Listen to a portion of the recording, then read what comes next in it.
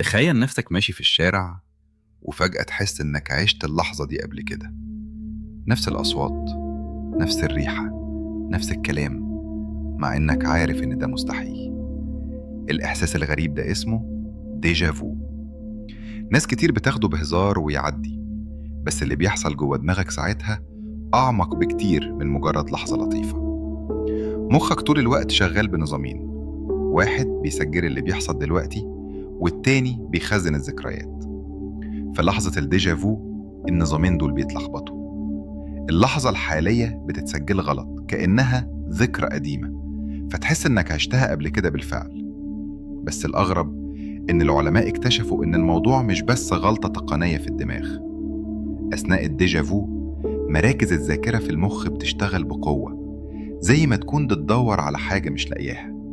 مش بتحاول تفتكر الماضي، ده بتحاول تتوقع اللي جاي.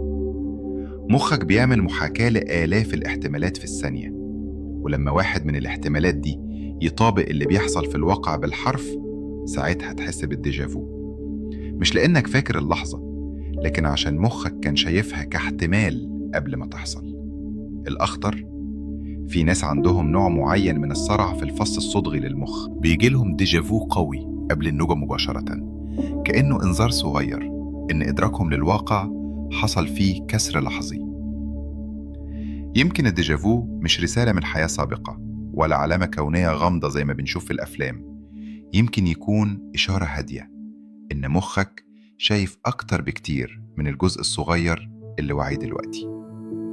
المرة الجاية اللي تحس فيها إنك كنت في اللحظة دي قبل كده، اسأل نفسك: هل ده مجرد خدعة من دماغك، ولا لحظة نادرة مخك فيها سبق الزمن وشاف اللي هيحصل قبل ما يوصل لك بثواني؟